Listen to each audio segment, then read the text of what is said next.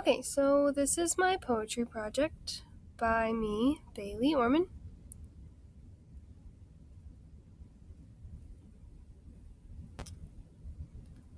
So, some background information from our first poet, William Shakespeare.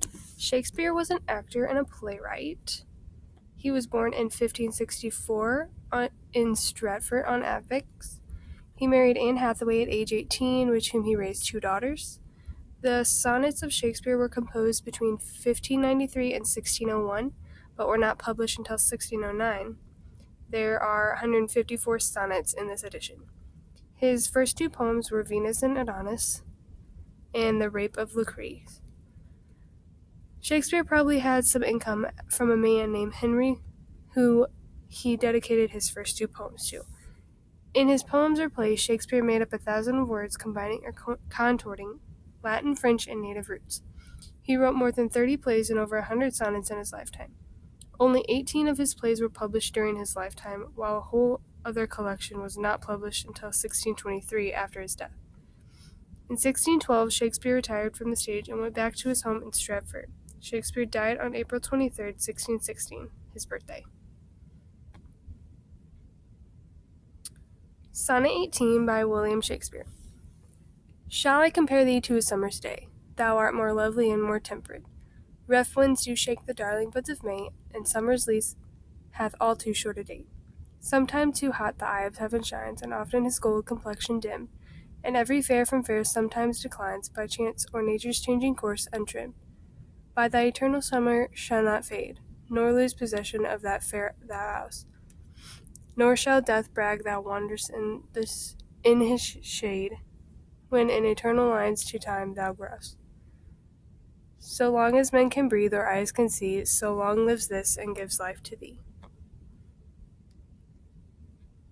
Some poetry terms in Sonnet 18 are rhyme scheme, which is A B A B C D C D E F E F G G. The tone is affectionate and loving. The setting is during summer.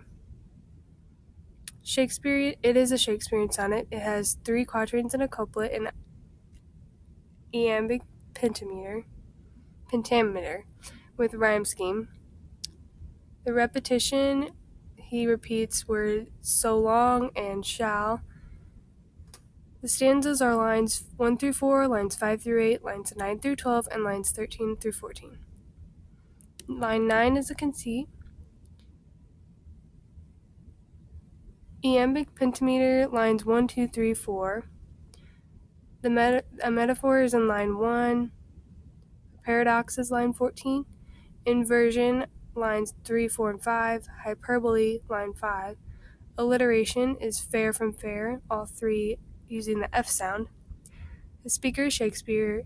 He uses imagery when he says the eye of heaven shines, and the purpose is to contrast the speaker's love for something to the beauty of summer.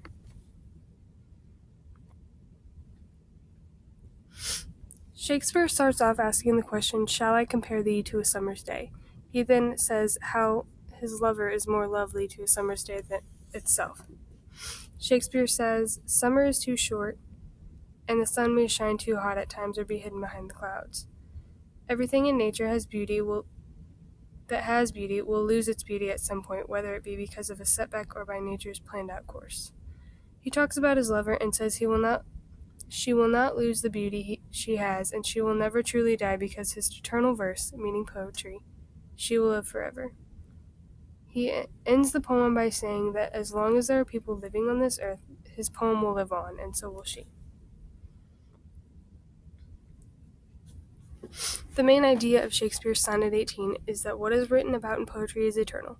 In this specific sonnet, Shakespeare admires a woman who talks about how her beauty is eternal and will never fade away as long as his poem is known. The sonnet relates to Shakespeare's time and our society because he is saying that everything in nature will lose its beauty at some point, except for his lover's beauty, of course. Beauty is very relevant in today's society. Back in Shakespeare's time, it wasn't as important to people to be or to look a certain way than it is now. In society today, it seems like that's all some people care about. Sonnet 130 by William Shakespeare. My mistress's eyes are nothing like the sun. Coral is far more red than her lips red.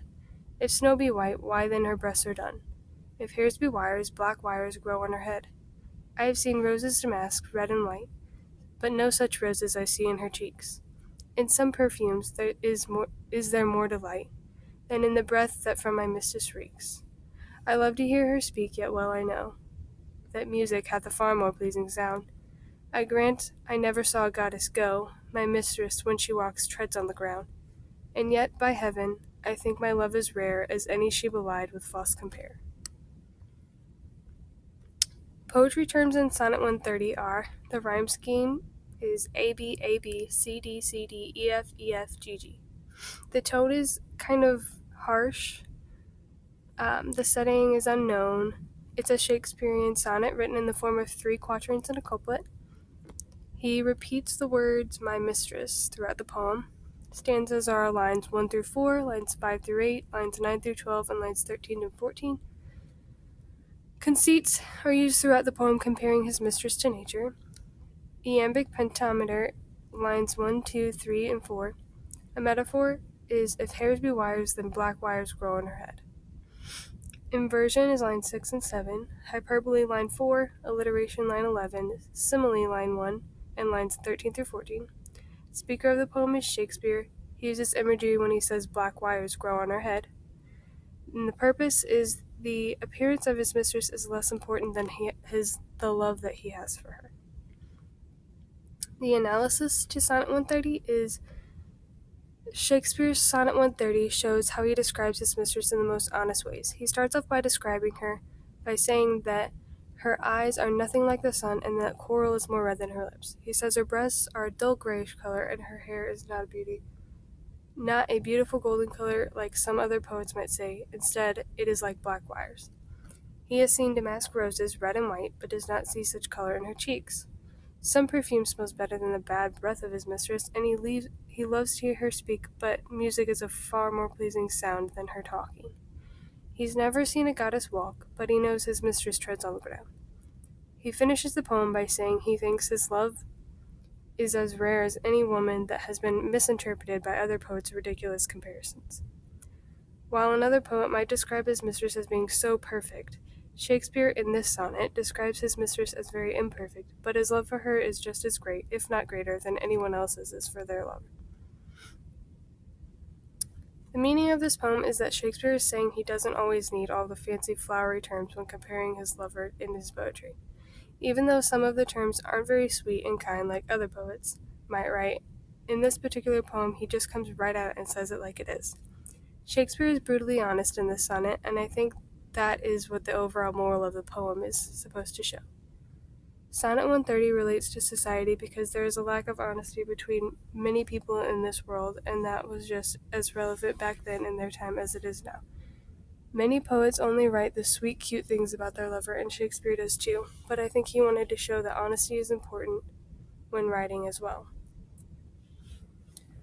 Our next poet is Edmund Spenser, and some background information about him is that he was born in 1552 in East Smithfield, London. He was the son of a London tailor. Shortly after college, he spent some time in the service. In 1579, he came back to London and became very involved in literary discussions. In 1579, he also had been employed to the Earl of Leicester. In 1589, Walter Raleigh read Spenser's draft of the Faerie Queene and encouraged him to come with him on a trip in 1590, where he presented Spenser to the Queen. Spenser used this time in London to publish his first 3 books of the Faerie Queene. Spenser married Elizabeth Boyle on June 11, 1594. He returned to London to publish the second half of the Faerie Queene. Spenser was known to his contemporaries as the Prince of Poets. He was admired for his use of language, his imagination, his immense classical and religious learning, and his ability to synthesize and delight.